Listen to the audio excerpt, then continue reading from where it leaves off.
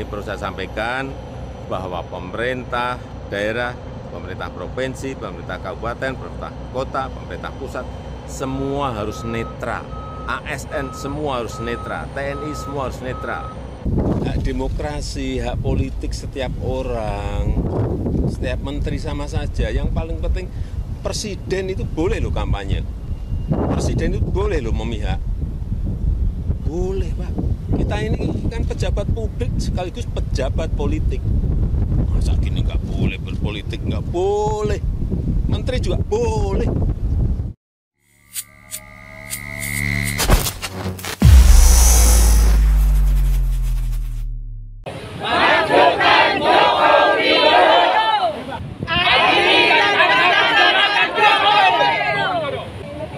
Jadi sebetulnya selama ini berbulan-bulan kita dari Petisi 100 sudah melakukan banyak kajian yang hasilnya menemukan bahwa Presiden Joko Widodo itu sudah sangat pantas untuk dimakzulkan.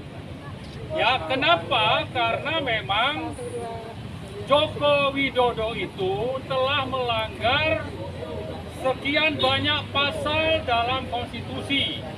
Kalau kita merujuk kepada pasal 169 Undang-Undang nomor 7 tahun 2017 tentang pemilu, di sana dinyatakan bahwa kalau kita menyebut pelanggar Undang-Undang Dasar itu sama dengan pengkhianat negara.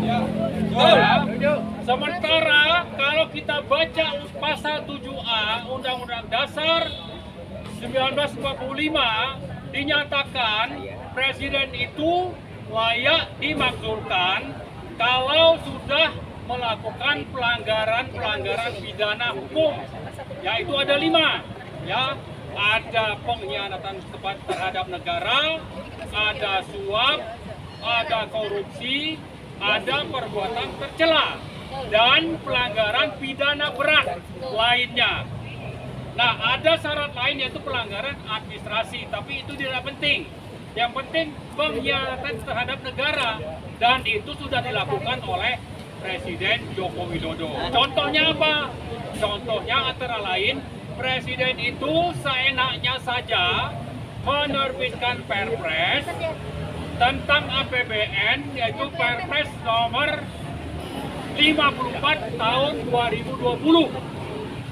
Menerbitkan Perpres nomor 54 2020 ini melanggar pasal 23 Undang-Undang Dasar. Karena apa? Karena dalam menetapkan APBN, maka presiden itu tidak bisa sendirian melalui Perpres, harus mendapat persetujuan atau melakukannya bersama-sama dengan DPR. Kemudian yang lain lagi, misalnya melanggar pasal 24 Undang-Undang Dasar. Apa itu?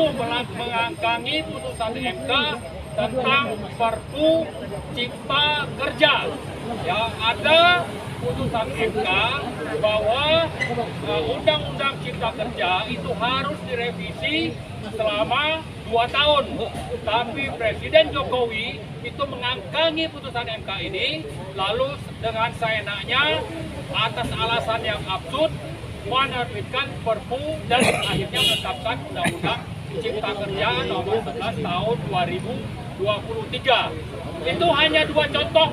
Dan banyak lagi contoh-contoh lain pelanggaran terhadap konstitusi yang didefinisikan dalam pasal 7A Undang-Undang Dasar.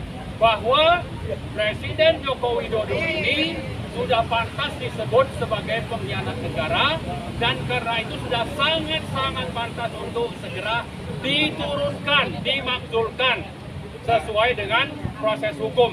Kalau ini tidak bisa terjadi, maka kita berharap rakyat memahami dan bisa bertindak karena punya hak hukumnya itu seenaknya saja dikantangi oleh Presiden Joko Widodo, maka mereka juga punya hak hukum, dasar hukum untuk menuntut agar Presiden Joko Widodo itu dilengserkan. Saya kira itu mungkin. Tambahannya, kenapa datang ke polisi?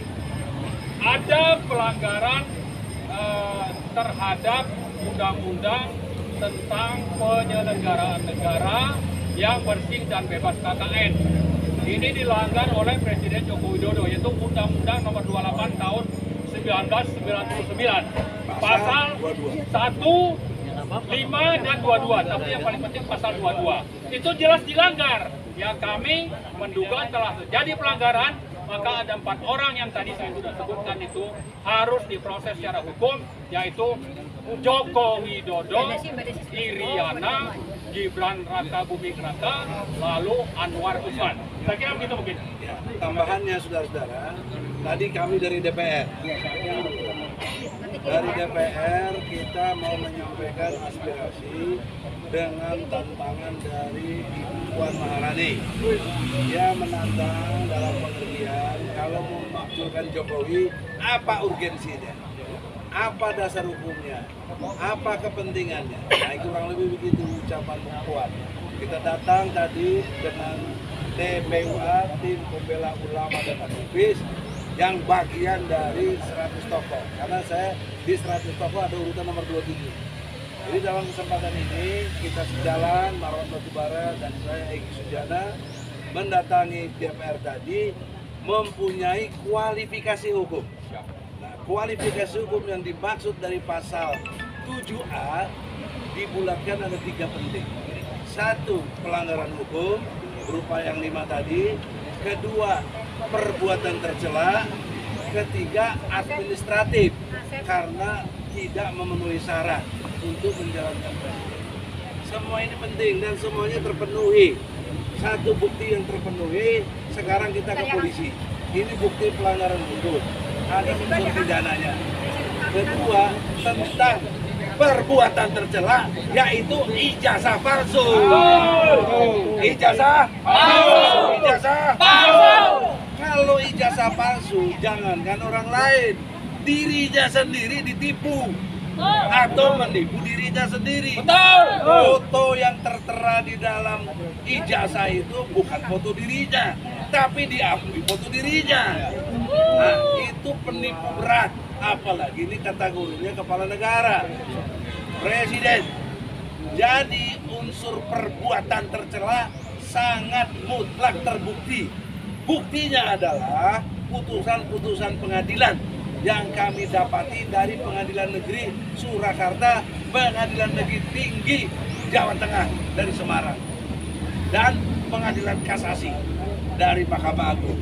Bukti-bukti tadi ada 2 bendel segini kami bawa untuk ke DPR, tapi sayang, saya kira pamdal-pamdal itu sudah dikondisikan karena kami datang untuk memakzulkan Jokowi, tidak bisa masuk ke DPR.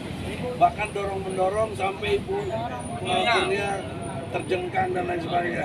Saya jadi ikut jatuh juga gitu. Karena didorong apa Bu Kurnia. Ya sudahlah, itu nasib. Tapi itu tidak seberapa, Bos. Kita bandingin saudara kita yang di Palestina gimana tuh? Kecil lah itu, Kecil banget nih.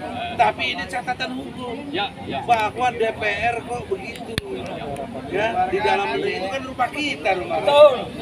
Nah, jadi dalam pengertian tadi administrasi yang menurut antum tidak penting, ini justru penting. Kenapa pentingnya? Karena syarat jadi presiden administrasinya harus punya ijazah. Nah, dia ijazahnya palsu. Jadi penting. Jadi 3 unsur yang disyaratkan oleh pasal 7A kemudian semua terpenuhi. Maka Jokowi pantas dimakzulkan. Jokowi dimakzulkan.